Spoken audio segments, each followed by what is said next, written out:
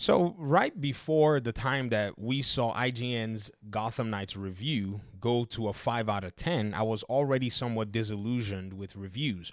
I mean, everybody knows it's another person's own opinion about a game, but it was quite weird. There were some striking aspects to the game where anybody who played the game and wanted to give it a fair shot that wasn't overcome by, oh, it's not Arkham, would have given the game somewhere around a 7. I think from the combat perspective and the end game loop, the game basically holds an 8. Story docks it a few points, and that's usually a big deal. But so I would say maybe a 7. However, IGN went ahead and gave this game a 5 out of 10, and I was like, wow, that's harsh.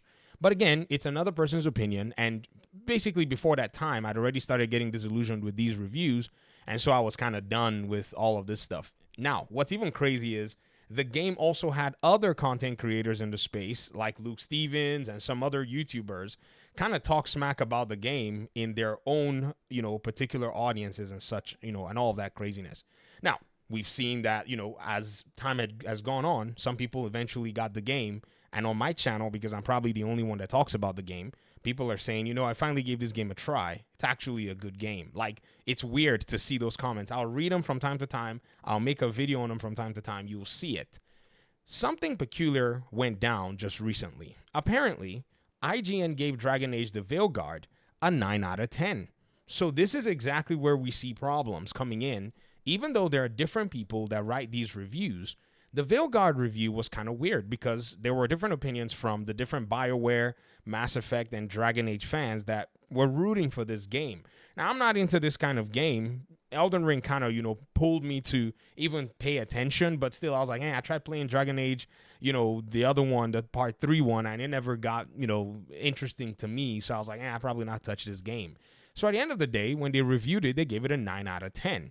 When you go look on Steam database, the game pretty much is struggling to hit numbers better than some of the indie games that are even on Steam.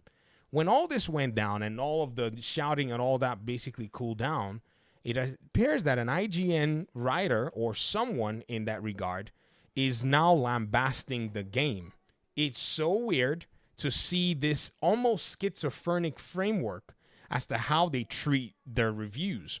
Dragon Age the Veilguard is awkwardly in conflict with itself, torn into pieces that reflect a sequel to a decade-old RPG and a fresh beginning with no ties to what came before. I can't understand what's going on here, even if I tried to wrap my mind around it. We could sit here and read through the article, but if that is pretty much if that's pretty much the summary of what it is that they're saying, after having seen another reviewer within their ranks give it a 9, then I gotta say something is up here.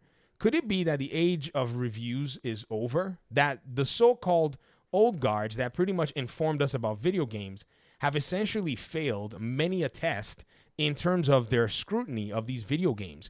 Could it be that a lot of these folk aren't even video game fans to say, in the sense of the games that they play? Could it be that there needs to be a better process in reviewing some of these games? Like, hey, are you a fan of FIFA? Then review FIFA games. Hey, are you a fan of Call of Duty? Then review Call of Duty games. Hey, are you a fan of these kinds of RPG games? Then review this kinds of RPG games.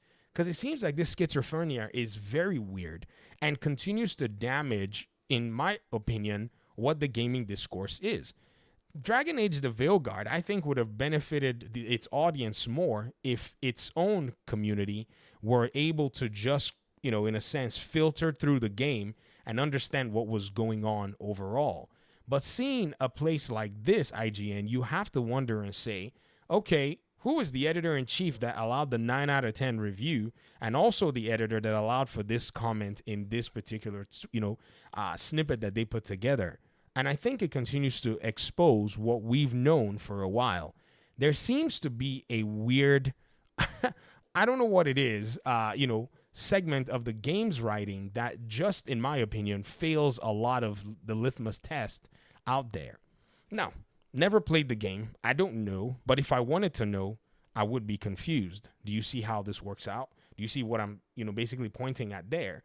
And I'm certain that there are probably other people who would probably look at this and go, what? How do you give a game a 9 and then someone else from your outlet writes what I think is a scathing, almost 3 out of 10 review if you kind of think about it? It's basically a kind of a remark that they gave with Gotham Knights. Like, even with Gotham Knights, I can understand maybe misunderstanding the franchise and such.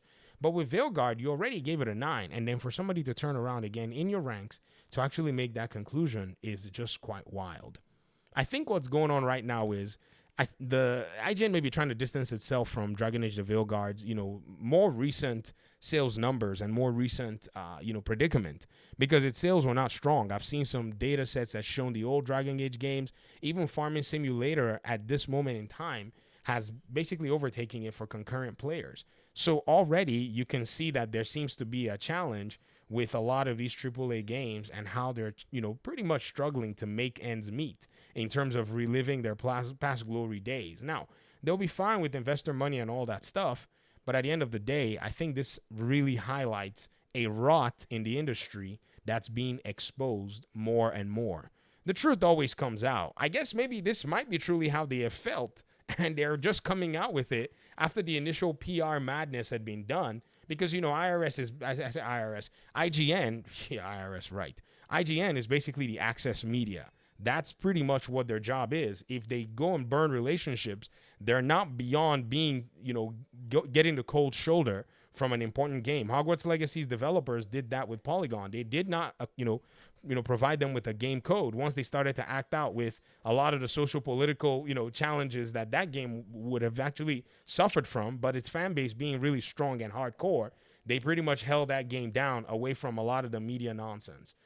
But by and large, gamers are in a position where they know that the most powerful thing is the wallet. And they are using it and wielding it like a sword, like a triple-edged sword. It's called the dollar, the euro, and the pound sterling. And they are really ensuring that these developers are very aware that they are not going to give them money for free if they don't give them what they want. So, Dragon Age fans, I hope your developers hear you guys out. I have no dog in this fight. I'm just quite interested in the way this review process goes when one person can review a game with stellar accolades and then they can come back and say this game is absolutely not what it is that anybody in the Dragon Age perspective would have expected. Talk to me in the comment section. Hopefully we'll talk pretty soon in another one. Thanks for watching the video. Peace out.